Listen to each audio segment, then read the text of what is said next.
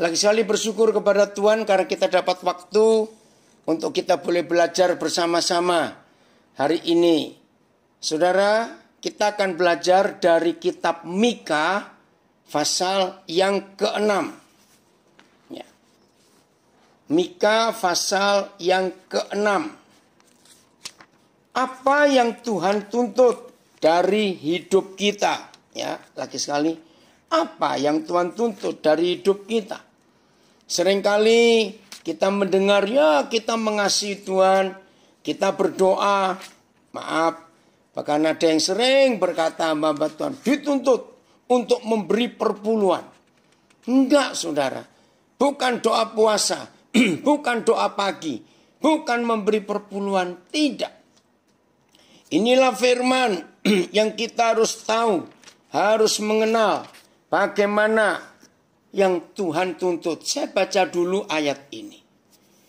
Mika 6 ayat 8. Hai manusia, tegurannya keras. Hai manusia, telah diberitahukan kepadamu apa yang baik.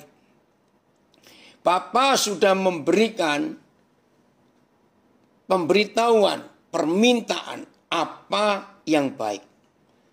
Dan apakah yang dituntut Yahweh Tuhan daripadamu? Ini tegas sekali. Dan apa yang dituntut Yahweh Tuhan daripada hidup kita itu apa? Selain berlaku adil, mencintai kesetiaan, dan hidup rendah hati di hadapan Bapa di surga. Saudara, ternyata tuntutan Tuhan di hidup kita bukan 10, bukan 15, bukan 20, cuma 3. Saya ulangi, tuntutan Tuhan buat kita manusia ini bukan 10 hal, ya, bukan 15 hal, cuma 3.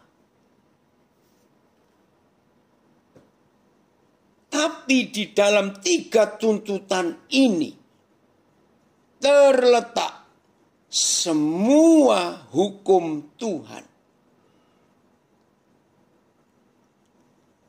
Jadi kalau saudara dan saya bisa menggenapi 3 tuntutan ini, maka dengan sendirinya kita sudah memenuhi semua hukum Tuhan.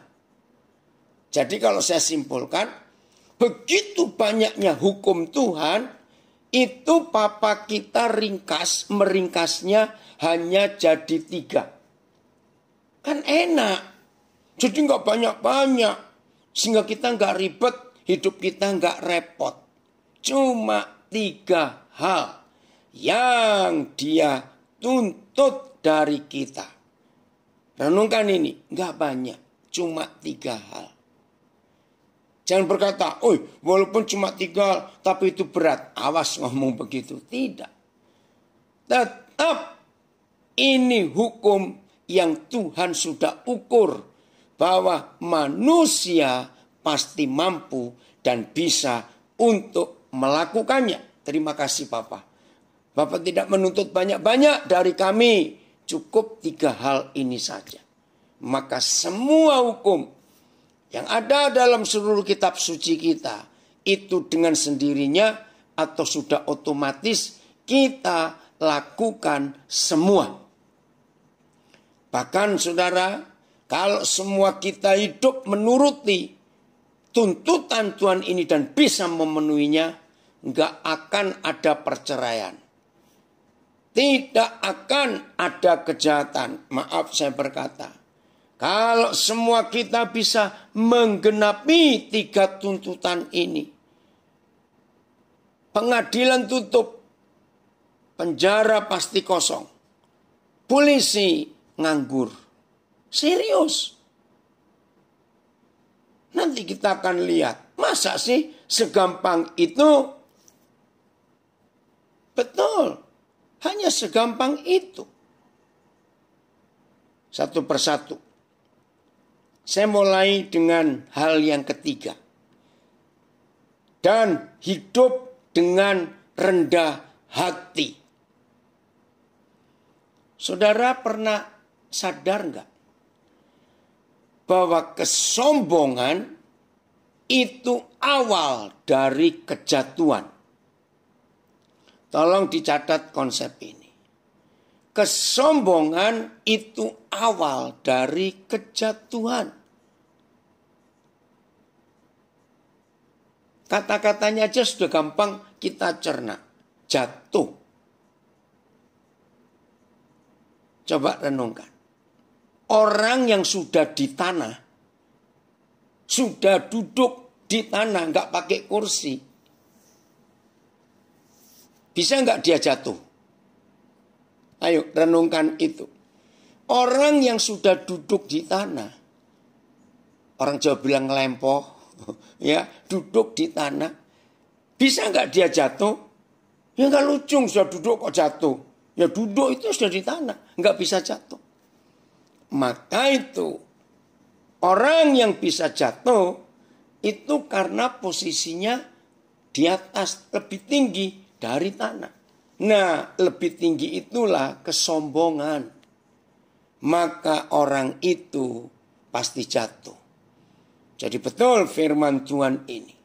Dan kitab Yakobus 4 menulis, rendahkanlah dirimu di hadapan Tuhan. Tunduklah kepada Tuhan. Taruhkan hidupmu di bawah kekuasaan yang maha kuasa. Lawanlah iblis, maka iblis lari daripadamu. Jadi menurut Yakobus 4 ayat 7 itu, 7 ya, coba saya lihat dulu supaya tidak salah. Ternyata iblis itu hanya bisa diusir oleh orang yang rendah hati. Betul, ayat 7 Yakobus 4. Oh, tidak ada yang nayangkan Alkitab ini ya. Oke, saya baca. Kenapa? Tidak ada ya. Oke, enggak apa-apa. Yakobus 4 ayat 7. Karena itu tunduklah kepada Tuhan. Tunduk, submit, menghamba, merendahkan hati, merendahkan diri. Dan lawanlah iblis, maka ia akan lari daripadamu. Wih, ngeri sekali. Ya, gampang. Untuk melawan, mengalahkan si iblis, cukup tunduk, cukup rendah hati di hadapan Tuhan. Saudara, dari berapa kasus pembunuhan, ya, berapa kasus pembunuhan yang terakhir di Tangerang, orang sudah tua, suami istri, suaminya orang Jerman, istrinya orang Indonesia. Panggil orang untuk renovasi rumah. Nah, kata si pembunuh, dia tersinggung karena mereka ngomongnya kasar. Nah, itu kan gara-gara tidak rendah hati. Maka itu jadi pembunuh, tersinggung. Jadi mulai hari ini saudara, rendah hati itu mutlak. Rendah hati itu tidak bisa ditawar lagi. Maka itu kalau setan-setan melihat bahwa kita itu memang rendah hati, maka setan tidak bisa menjangkau kita. Berapa hari yang lalu kita belajar, kalau nggak salah malam itu ya, jadi saudara di LP nggak ada yang ikut. Saya pernah mendapat pernyataan bahwa setan itu nggak bisa jongkok. Masih ingat itu? Bukan karena dia rematik nggak bisa jongkok, bukan. Setan itu tidak bisa merendahkan hati, nggak bisa. Selalu mau angkuh, hebat, sombong. Nah, itu setan. Nah, kalau setan melihat kita ada di tanah, betul-betul rendah hati, maka setan itu nggak bisa ngambil kita. Karena mereka nggak bisa jongkok, maunya tinggi terus. Keren ya istilah itu. Saya bersyukur Papa memberi saya istilah setan itu nggak bisa jongkok. Maaf, jangan tersinggung. Berarti kalau ada manusia bisa begitu dekat dengan setan, bisa menjadi sahabatnya setan, jawabannya ya karena orang itu sombong. Berdiri sejajar dengan setan, maka itu jadi temannya, bisa dirangkul. Betul enggak? Tapi kalau kita merendahkan hati, setan enggak bisa meraih kita. Wih, terima kasih Bapak untuk konsep yang luar biasa ini. Kalau kita rendah hati, suami istri nggak mungkin bertengkar. Coba renungkan. Kenapa suami istri bisa bertengkar? Karena ada yang merasa benar. Yang satu merasa sombong. Lalu nyalakan yang lain. Kalau kita dua-dua rendah hati di dalam rumah, dalam hidup berkeluarga, nggak ada pertengkaran.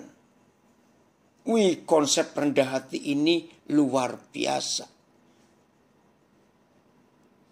Maka itu mulai hari ini jangan seorang pun di antara kita yang berkata sulit. Nggak bisa. Bisa. Gampang sekali.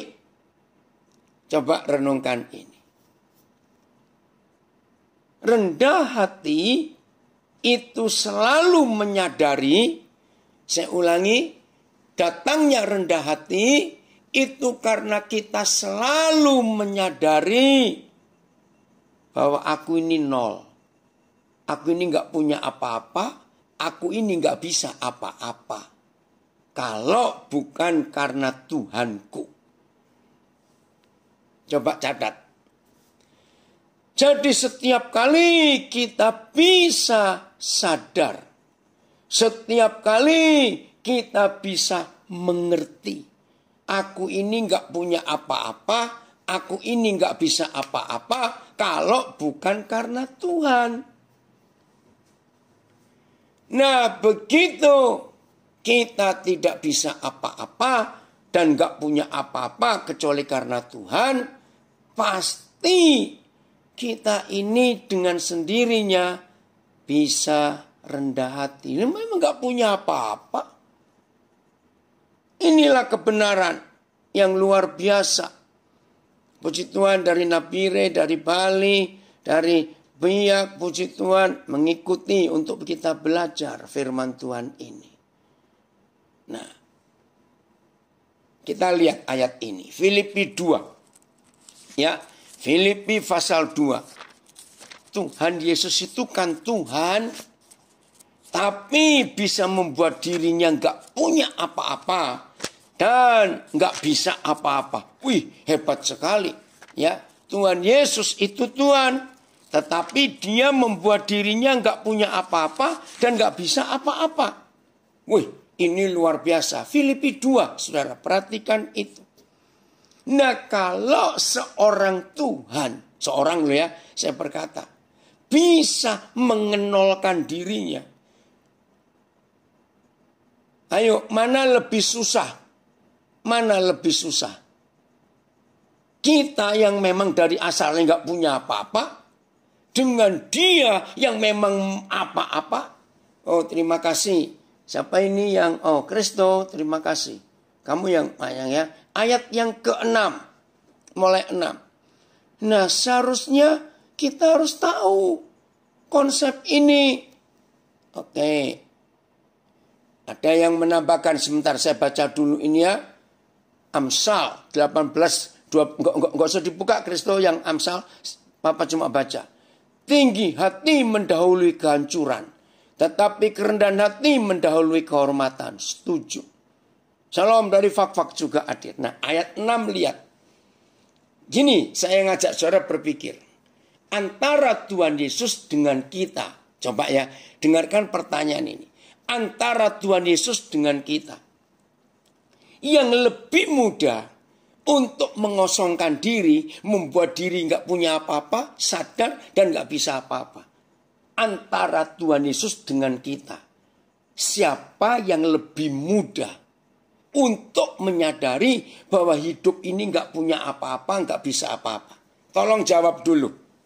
Yesus atau kita yang lebih mudah?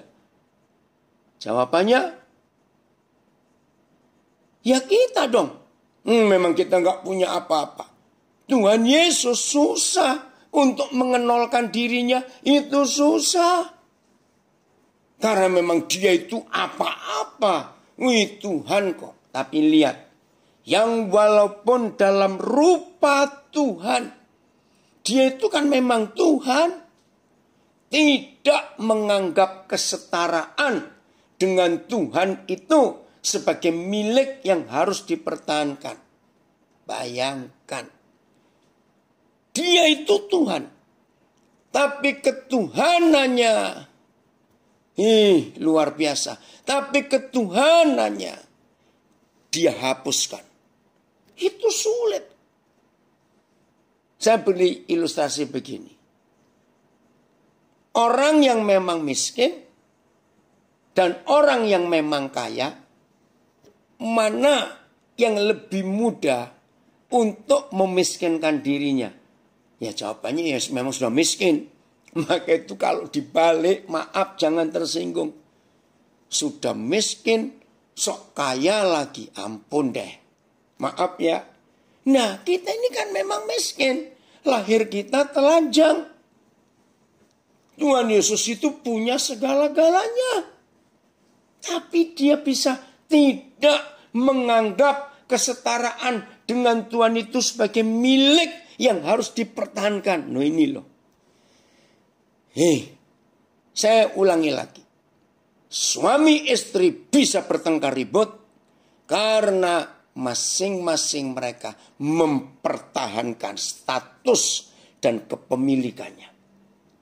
Maaf, kalau ada salah satu dari suami istri itu fakta lebih kaya dalam materi dari yang satu, orang tuanya lebih tinggi posisi di sosial masyarakatnya daripada orang tua yang satu. Saudara bayangkan. Kalau suami istri itu masing-masing mempertahankan statusnya dan status orang tuanya, pasti akan merendahkan status pasangannya dan mertuanya. Maaf.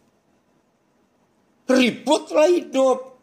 Padahal kalau sudah menikah, sudah menjadi suami istri, ya satu. Semuanya milik bersama. Enggak boleh dibanding-bandingkan. Enggak boleh ini milikku, ini milik orang tuaku. Itu milikmu dan milik orang tuamu. Enggak bisa lagi. Karena sudah menjadi satu daging. Begitu pula dalam persahabatan. Kalau masing-masing tidak mempertahankan statusnya,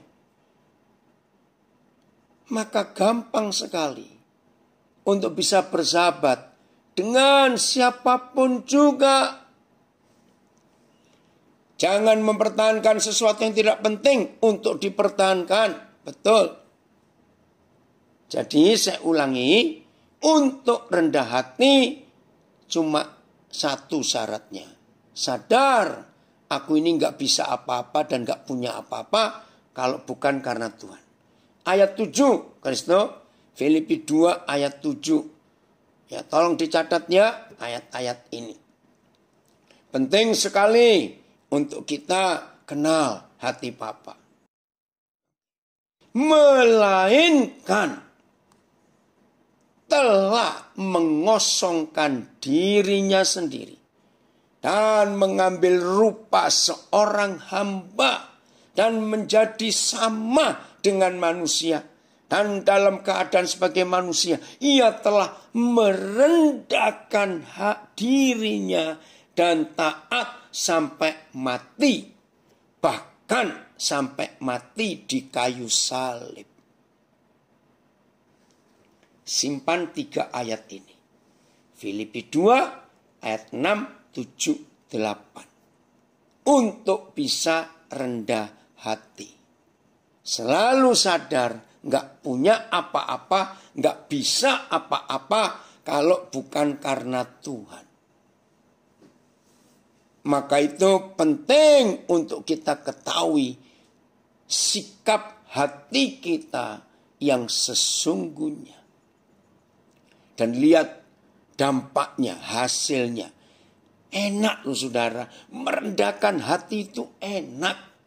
Enaknya apa? Lihat ayat 9 Filipi 2. Oh Papa, terima kasih. Itulah sebabnya Tuhan sangat meninggikan Yesus. Sangat. Haleluya. Nah, kalau Tuhan, Papa Yahweh kita yang meninggikan kita, maka setan gak bisa meraih posisi kita yang sama dengan Tuhan. Nah, ini beda dengan kesombongan. Beda. Karena Yahweh Tuhan yang meninggikan kita. Dan mengaruniakan kepada Yesus nama di atas segala nama. Puji Tuhan. Jadi setelah kita belajar ini, diharapkan tidak ada seorang pun di antara kita yang gak bisa rendah hati. Apa sih yang mau kita sombongkan? Saya punya istilah begini. Saya itu akan menghargai orang yang sombong. Dengar ya, saya akan menghargai orang yang sombong kalau saya tahu dia nggak bisa mati. Nah, sombonglah saya terima. Setuju nggak saya ngomong ini? Bisa mati aja sombong. Oke, yang lain. Tuhan Yesus berkata bahwa dari hidup kita, Paulus menuliskan, dari hidup kita ini nggak ada yang baik. Coba saya bacakan. Roma 18. Ya, Roma 18 ayat yang ke-7. Tuhan tolong kami untuk jadi benar di Roma 8. Maaf saya. Roma 8 ayat yang ke-7. Maaf saya salah. Makasih Kristo. Ya.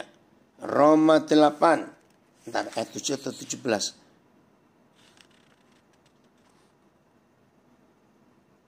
Maaf ya, tunggu. Dalam hidup kita manusia itu nggak ada yang baik. Sebentar. Oh, Roma 7 ayat 18. Maaf, Kristo. Bapak salah. Roma 7 ayat 18. Maafkan saya. Ayo kita teliti firman ini. 7. Roma 7, Kristo. Bukan Roma 8. Bapak salah. Ya, ayat 18. Nah, perhatikan ya. Saya berharap, Tuhan berharap setelah kita semua yang baru tahu ada firman seperti ini hari ini, Tuhan berharap nggak ada yang bisa sombong lagi. Apa yang kita mau sombongkan? Lihat firman ini. Sebab aku tahu bahwa di dalam aku, yaitu di dalam aku sebagai manusia, tidak ada sesuatu yang baik. Wih, ngeri saudara. Tidak ada sesuatu yang baik. Nggak ada. Nah, suatu kali saya coba merenung. Oke, Kristo bisa kamu keluarkan. Apa sih nggak ada sesuatu yang baik itu apa? Ini lucu sekali. Roh Kudus memberi saya ilustrasi ini. Nah, saya berapa kali melihat orang yang sayang kucing. Ya toh. Beda dengan anjing loh saudara. Kalau anjing itu masih harus dimandikan. Tapi kalau kucing itu jarang. Ya sesekali perlu. Tapi saya heran, kok dia nggak bau ya? Kok kelihatannya tetap bersih? Kucing loh ya. Tapi jangan tersinggung, saya beri ilustrasi ini. Nah, ketika saya memperhatikan kucing-kucing itu, uniknya Roh Kudus itu luar biasa. Yang muncul justru Roma 7 ayat 18 ini. Ayo, kan gak nyambung. Apa hubungannya ayat ini dengan kucing? Oh, ternyata begini. Maaf. Saudara, jangan merasa geli atau tersinggung. Di dalam hidup kita, dalam tubuh kita ini, ada nggak tahu berapa puluh juta pori-pori. Tahu kata pori-pori? Ya, untuk kulit ini bisa bernafas dari ujung kepala kita terus sampai ke kaki kita. Itu berapa miliar mungkin pori-pori yang mata kita nggak lihat. Jawab. Apa yang selalu keluar dari pori-pori tubuh kita? Ngerti pertanyaan ini?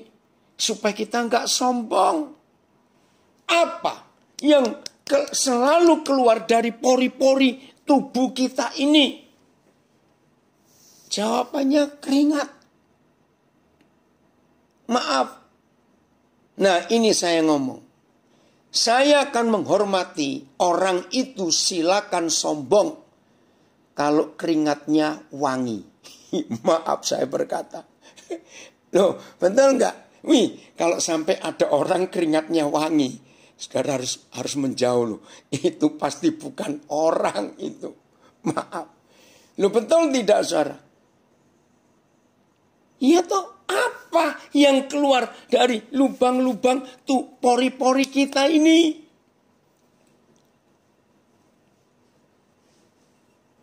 Ini yang saya pikir. Kok kucing itu nggak mandi, nggak pakai minyak wangi, kok nggak bau? Kita ini nggak berbulu, mandi pakai minyak wangi masih bau. Itu yang saya katakan. Ini kalau orang Jawa bilang, barang mambu sombong. Maaf saya berkata, bau saja kok sombong. Betul? Nah sekarang lubang-lubang yang besar-besar daripada pori-pori. Maaf saya ngomongnya bukan ngomong jorok. Mulai dari lubang mata, lubang telinga, lubang hidung, lubang mulut, dan lubang-lubang yang lain dari tubuh kita. Sekali lagi saya tanya, keluar apa? Apa itu? Coba itu keluar duit, enak hidup ini. Saudara mikir. Dari semua lubang tubuh kita nggak ada yang bersih. Semuanya jorok, kotor, menjijikkan. Itu arti Roma 7 ayat 18. Sebab aku sadar, aku tahu, aku mengerti bahwa di dalam aku, yaitu di dalam aku sebagai manusia tidak ada sesuatu yang baik. Masih mau sombong? Terserah saudara. Maaf saya berkata. Apa yang kita mau sombongkan? Posisi kedudukan nggak akan kekal. Karena ada masanya untuk jabatan berhenti. Lihat kemarin ya, rame diskusi kemarin. Ya di pemerintahan. Sebagian banyak rakyat Indonesia ingin Jokowi dapat periode ketiga. Tapi terjadi diskusi rame kemarin seharian itu saudara. Pak Jokowi nggak mau. Cukup 2 kali saja. Padahal yang lain-lain. Lihat itu Presiden Tiongkok mengangkat dirinya menjadi presiden seumur hidup. Wah luar biasa. Jokowi tidak mau. Ya saya sih masih berjuang juga.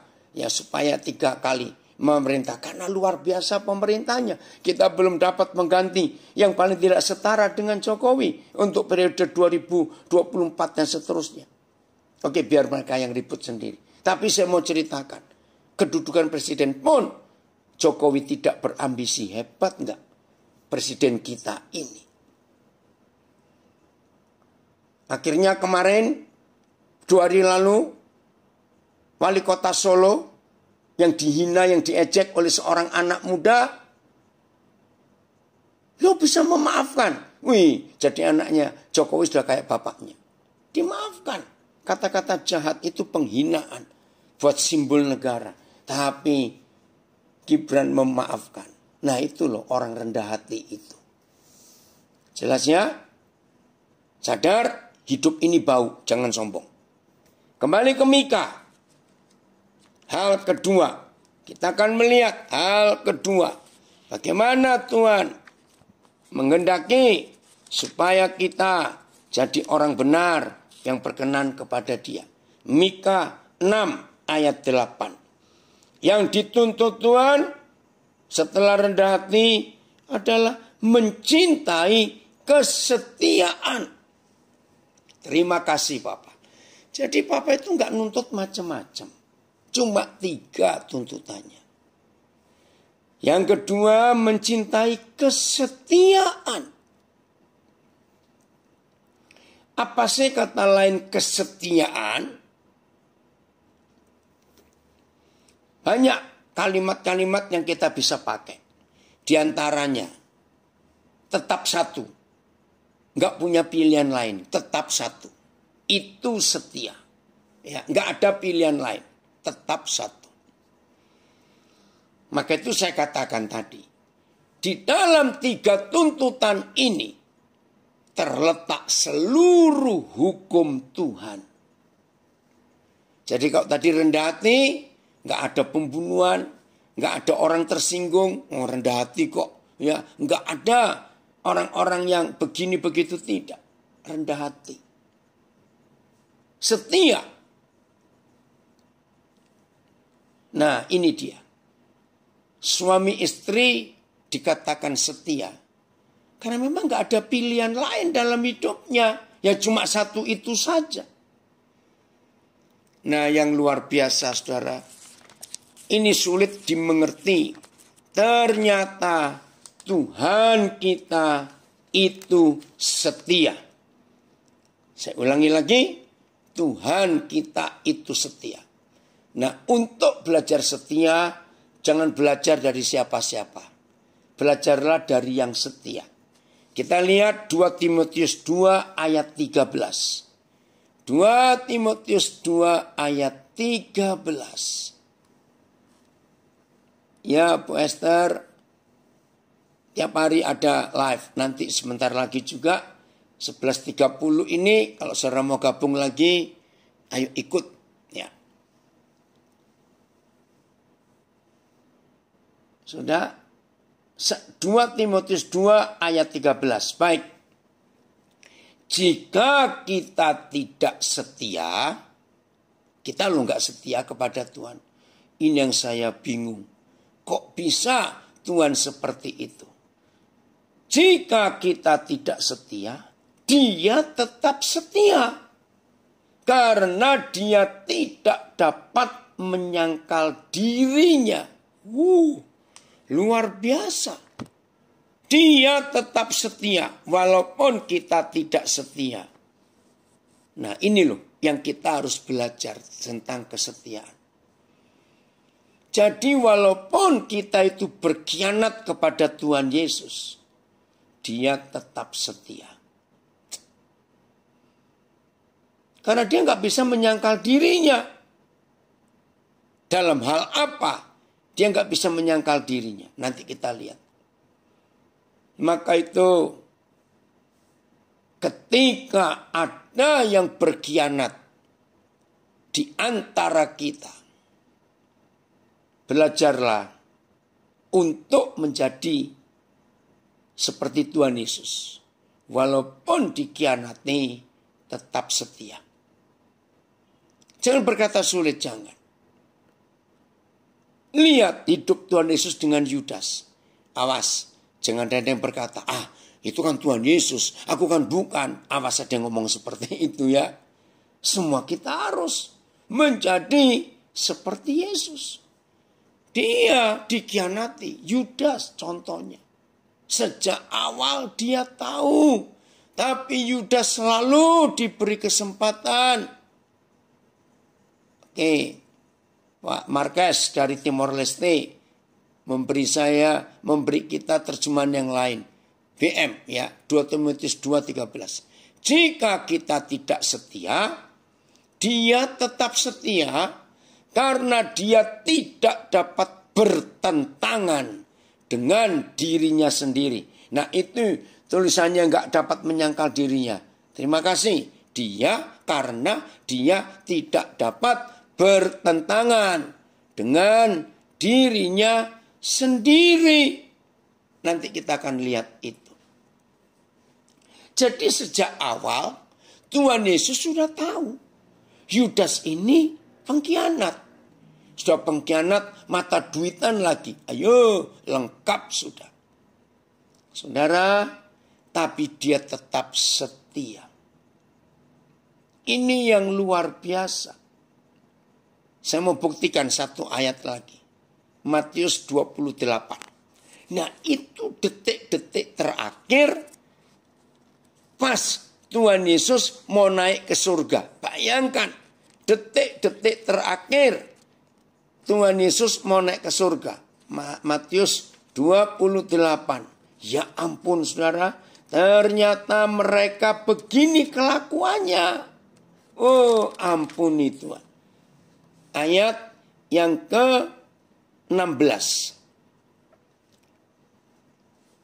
sampai 18 ya. Matius 28 ayat 16 sampai 18. Coba kita baca. Dan ke-11 murid itu berangkat ke Galilea. Yudasnya sudah mati. Oke. Ke bukit yang telah ditunjukkan Yesus kepada mereka. Karena sudah dipesan. Ayo kamu kumpul ke sana, aku mau naik ke surga. Ketika melihat dia, ya tentunya yang ke-11 itu dong. Ketika ke-11 orang itu melihat dia, mereka menyembahnya. Sudah menyembah loh. Tetapi beberapa orang ragu-ragu. Loh, saudara terus terang. Kalau Yesus model saya sebagai guru, saya syok. Lah, jadi selama ini kamu itu dengerin apa dan ngelihat apa dari aku? Aku sudah mau meninggalkan kalian untuk balik ke surga. Ternyata kalian beberapa orang masih ragu-ragu. Coba saudara bayangkan, gila enggak ini? Ampun. Terus ngapain mereka selama itu? Ini intermezzo saja. Kalau Yesus model saya akan minta perpanjangan waktu. Dengar, saya akan minta perpanjangan waktu kepada Papa di surga. Papa, boleh nggak saya minta waktu berapa bulan ya? 3 bulan lagi. Saya mengurusin orang-orang ini. Bayangkan, aku sudah mau balik ke surga.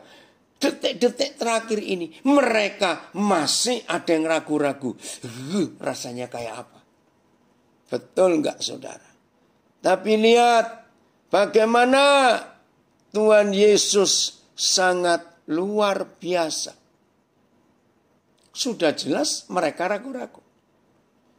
Tapi lihat ayat 18. Yesus mendekati mereka dan berkata, kepadaku telah diberikan segala kuasa di surga dan di bumi. Karena itu pergilah, jadikanlah semua bangsa muridku. Dan seterusnya saya nggak usah baca. Saudara bayangkan. Yang ragu-ragu pun tetap dapat tugas yang sama. Seperti yang tidak ragu-ragu. Orang Jakarta bilang ini kan gila. Hah? Ragu-ragu? Diberi tugas ke seluruh dunia, beritakan Injil itu. Injil model apa yang akan mereka beritakan? Tapi itulah bukti Yesus tetap setia. Walaupun kita tidak setia.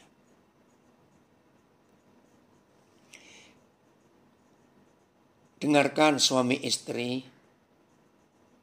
Kalau ada pasangan kita tidak setia, ayo kita tetap tunggu yang tidak setia itu balik. Serius. Ini hukum Tuhan. Maka itu Kalau kita tetap setia, tidak ada perjinan dalam hidup. Perjinan akarnya dimulai karena ketidaksetiaan. Termasuk yang belum menikah.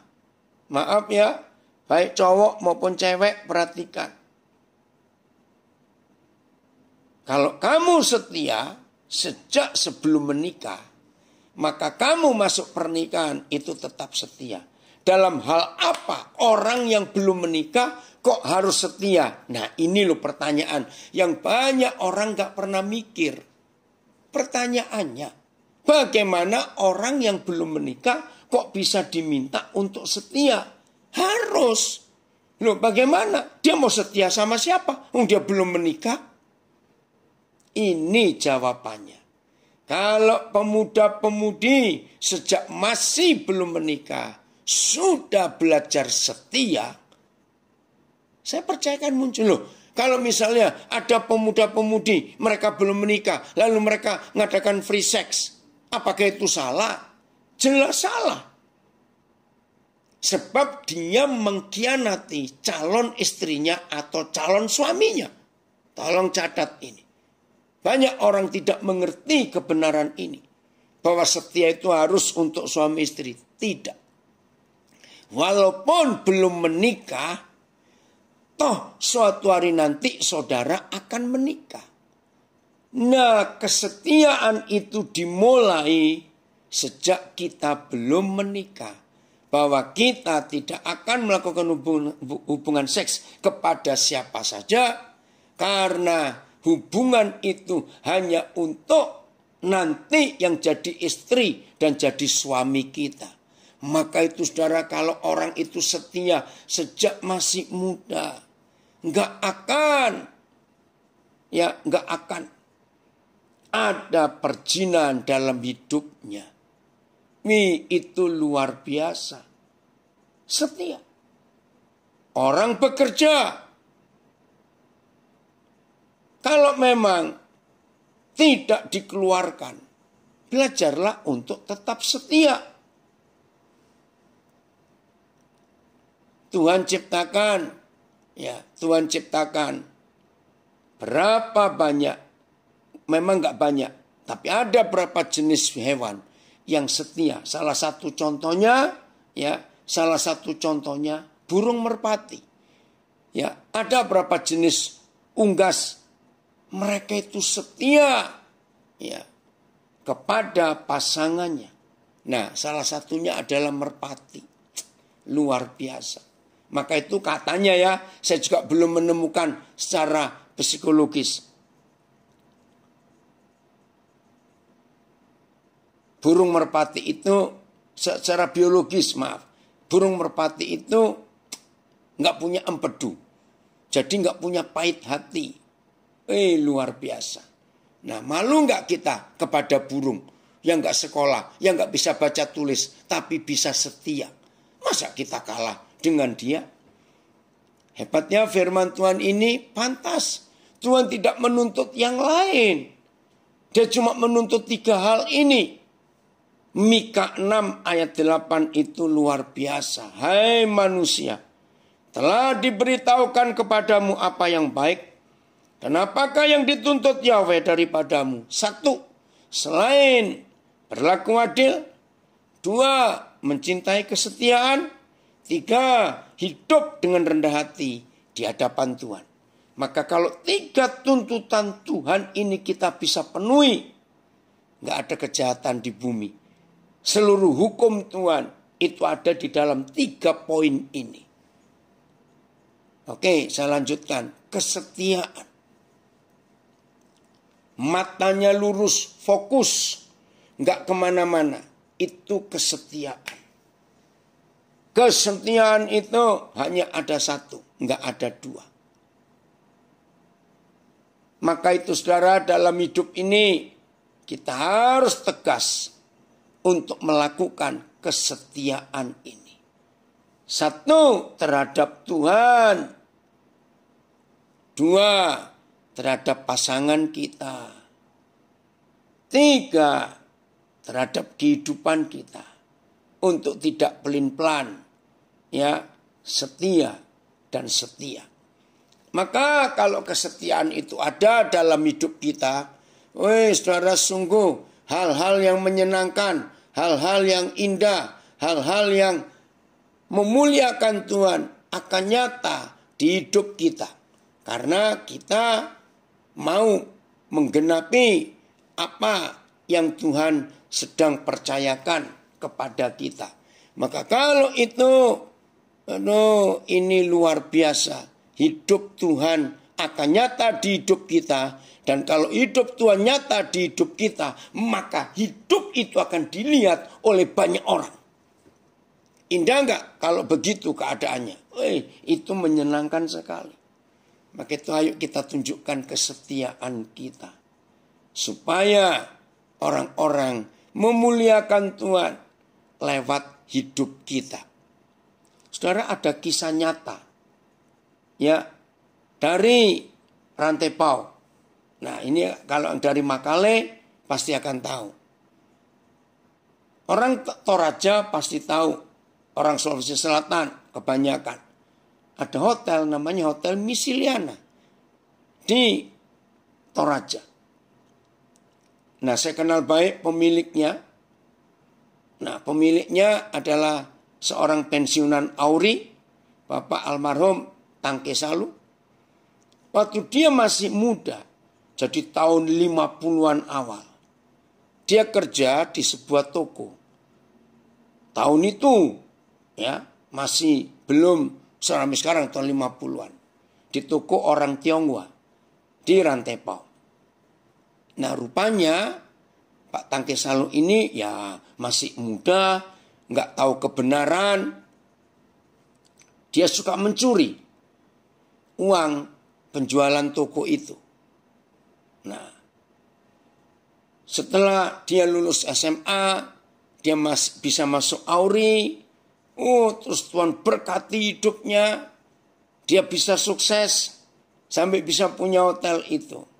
Nah, kira-kira tahun 80-an setelah dia pensiun, Roh Kudus itu tegur dia bahwa dulu kamu pernah mencuri di toko yang kamu kerja. Dia kaget. Bahkan sebelum dia meninggal, dia itu masih nginjil, naik becak, bersebarkan traktat. Nah, terus dia jatuh sakit, gak lama Tuhan panggil dia.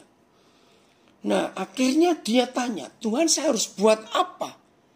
Dan keluarga itu sudah pindah, sudah pulang ke Tiongkok. Waktu zaman PP 10, itu tahun 59, 60. Tapi karena Roh Kudus minta dia bertobat, dia coba-coba hitung berapa uang yang dia curi waktu itu. Ya, dia sudah lupa tepat jumlahnya berapa. Setelah dia hitung, dia kalkulasikan dengan uang rupiah di zaman itu, tahun 80-an awal itu. Maka keluarlah angka yang cukup besar. Dia hitung sendiri. Bahkan dia inflasinya, bunganya dia hitung sendiri. Mulailah Pak Tangke Salu itu cari orang itu ada di mana. Ya, karena niatnya sudah benar. Walaupun sulit, Roh Kudus menuntun. Akhirnya dapat berita. Keluarga itu ada di Pulau Hainan. Ya, sekarang akan jadi pelabuhan besar di Pulau Hainan itu oleh pemerintah Tiongkok. Cari berita lagi, alamatnya di mana. Akhirnya ketemu. Berangkatlah Pak Tangke Salu dengan anak terakhirnya, Ibu Ina, yang jadi istri Pak Pendeta Yonatan Patiasina. Waktu itu belum menikah mereka. Berangkat, saudara, kaget. Pengusaha Tionghoa ini, dan mereka masih fasih bahasa Toraja. Terus mereka cerita nostalgia begini. Lalu Pak Tangke Salu ngaku kalau pernah mencuri. Dan pengusaha ini tertawa karena dia juga nggak tahu dan sudah lupa. Tapi Karena kesetiaan pada hukum Tuhan harus mengembalikan. Saudara, pengusaha ini kaget. Dapat uang segitu banyak. Wih, terjadi keselamatan yang luar biasa. Ringkas cerita. Gara-gara melakukan kesetiaan itu dan keadilan itu, berdiri gereja Tuhan di kota itu di Pulau Hainan sampai hari ini. Hasilnya luar biasa. Nah, maka itu saudara, melakukan hukum Tuhan itu mutlak. Melakukan hukum Tuhan itu harus, yaitu setia. Oke, kita buka Wahyu 19. Mengapa Tuhan gak bisa menyangkali dirinya? Kalau tadi dalam terjemahan BM yang Pak Marques kirim, karena dia tidak dapat bertentangan dengan dirinya sendiri. Kenapa? Kita buka Wahyu 19 ayat yang ke-10 ya. Wahyu 19 ayat yang ke-10.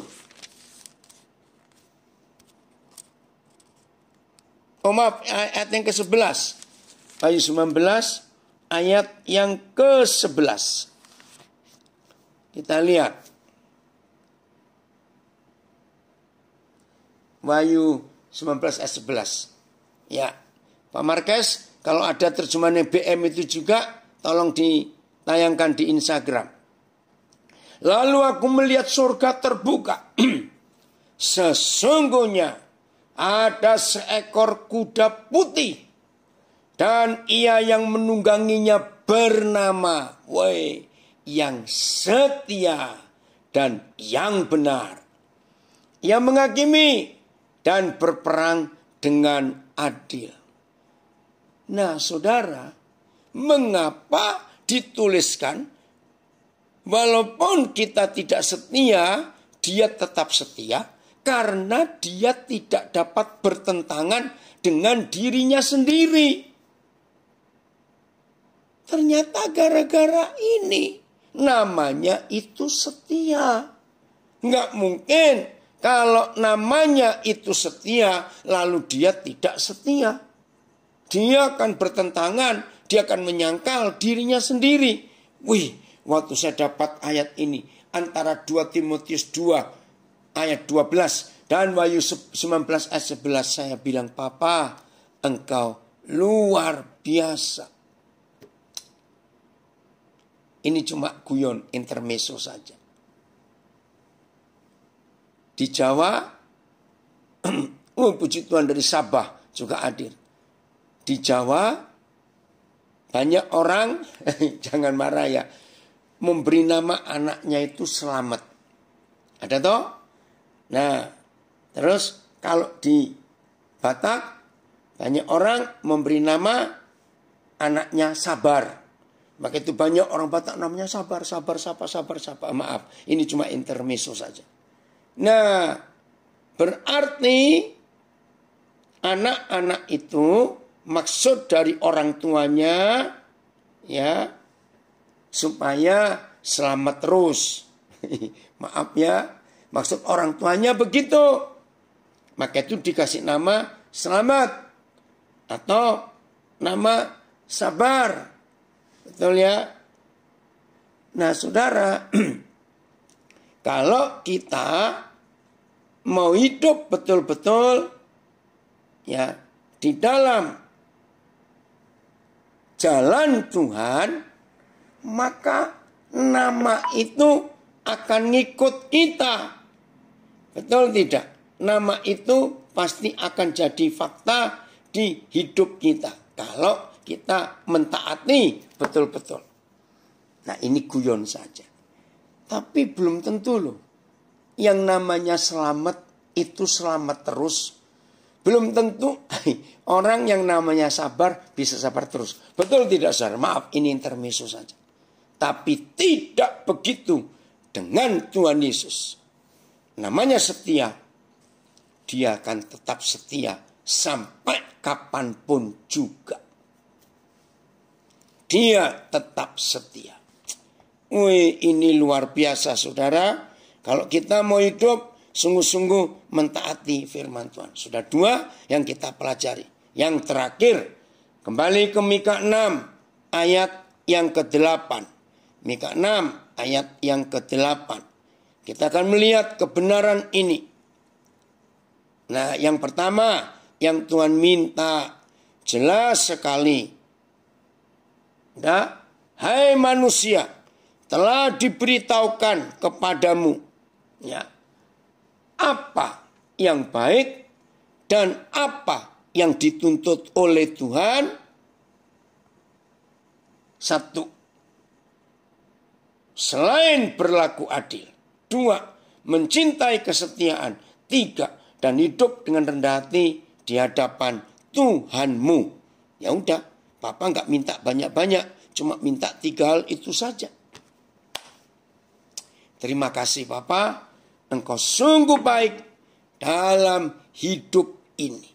Adil, menyatakan keadilan buat semua orang yang diperlakukan tidak adil dalam hidup kita. Nah saudara, untuk melakukan keadilan, maka tidak boleh pelit dan tidak boleh egois. Saya langsung berkata lagi. Orang yang pelit dan orang yang egois tidak akan mampu melakukan keadilan. Arti kata keadilan, ya, itu artinya mau berbagi. Maka itu kata keadilan itu pasti ada kata menyamaratakan. Menyatakan keadilan. Artinya nggak boleh berat sebelah. Kapan seorang ayah itu dikatakan tidak adil kepada anak-anaknya? Pasti ketika seorang ayah itu pilih kasih. Kenapa pilih kasih? Karena ada yang dikasih ada seorang atau lebih anak-anak yang lebih dikasih daripada anak yang lain. Nah itu tidak adil, tidak merata. Maka itu orang egois dan orang pelit tidak bisa menyatakan keadilan. Sebab orang egois dan orang pelit hanya adil buat dirinya sendiri. Nah itu enggak wajar. Mana bisa adil buat diri sendiri? Enggak bisa. Maka itu agama, maaf saya berkata, agama itu membuat Tuhan tidak adil. Wih, pasti saudara kaget. Masa sih? Saya ulangi. Jadi agama itu membuat orang tidak bisa bersikap adil, saudara. Wih, ngeri bukan? Jangan membantah dulu, dengarkan dulu. Mengapa saya berani berkata agama itu membuat Tuhan tidak adil? Karena orang yang fanatik kepada agamanya sendiri. Dengarkan. Orang yang fanatik kepada agamanya, dia pasti nggak suka dengan orang dari agama lain. Maaf. Dan itu fakta. Maka itu saya katakan, saya nggak tahu kena apa ya. Begitu orang itu beragama, pasti dia tidak bertuhan. Loh, kok makin jauh? Iya. Karena orang beragama itu jahat. Dia menganggap dirinya paling benar. Yang lain salah. Orang beragama itu selalu punya kesinisan. Kalau melihat orang dari agama lain. Langsung arogansinya timbul. Kesombongannya timbul. Terus sinis kalau melihat orang dari agama lain. Mencibir, meremehkan, merendahkan. Izinkan saya mengatakan kalimat ini. Justru 3 tuntutan Tuhan yang ada di hidup kita tidak akan kita bisa penuhi kalau kita mengaku beragama Kristen atau beragama Katolik. Beragama Kristen pun kita masih dibagi-bagi. Kristen Protestan atau Kristen Pentakosta atau Kristen Advent atau Kristen Baptis atau Kristen Reform atau Kristen Armenian. Aduh saudara. Untuk Pentakosta pun masih dibagi-bagi lagi. Kamu Pentakosta yang mana? Yang pendirinya siapa? Ketua umumnya siapa? Ya ampun. Itu masih di kotak-kotak lagi. Saudara bayangkan. Maka itu orang Advent akan sulit respect kepada orang Katolik. Orang Katolik nggak bisa merespek, maaf jangan tersinggung, kepada orang Pentakosta. Orang Pentakosta nggak akan bisa respek kepada orang Protestan dan sebagainya. Sudahlah pokoknya kacau. Itu baru yang Kristen. Belum agama-agama yang lain. Lihat Sunni Syiah masih ribut sampai hari ini. Ahmadiyah masih diributin sampai hari ini. Padahal sama-sama Islam. Dalam Buddha pun ada banyak aliran. Dan masing-masing aliran merasa diri paling benar. Begitu juga dalam Hindu. Ada banyak aliran. Ngeri. Maka itu tetaplah saudara beragama seperti yang saudara akui. Tapi jangan itu menjadi kendaraan hidup saudara. Kendaraan hidup kita adalah berlaku adil, berlaku setia, dan berendah hati. Maka kalau 3 hal ini ada di hidup kita, di sini muncul kata toleransi.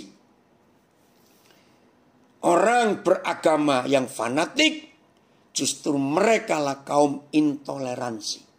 Karena merasa paling benar, merasa paling hebat. Sepertinya surga cuma milik mereka sendiri. Ini jahat sekali. Betul, agama itu mengkotak-kotakkan kehidupan manusia. Jadi hari ini saudara, kalau 3 hal ini kita penuhi sebagai tuntutan Tuhan, percaya enggak? Bumi akan jadi seperti surga. Penjara kosong, pengadilan tutup, polisi enggak ada kerjaan. Luar biasa. Maka bumi jadi seperti surga.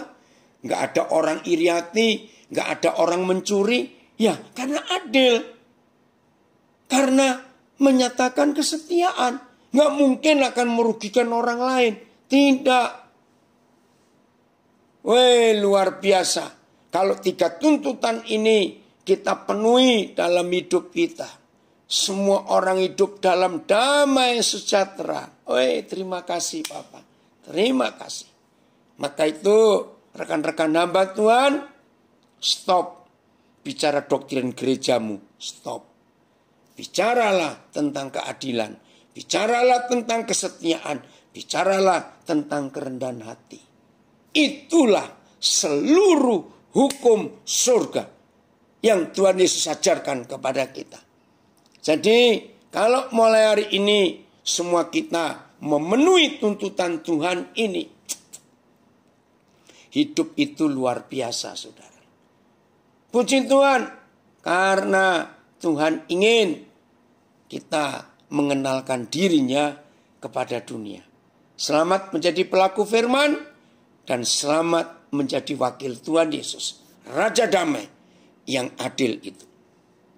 Saudara, Tuhan memberkati kita semua.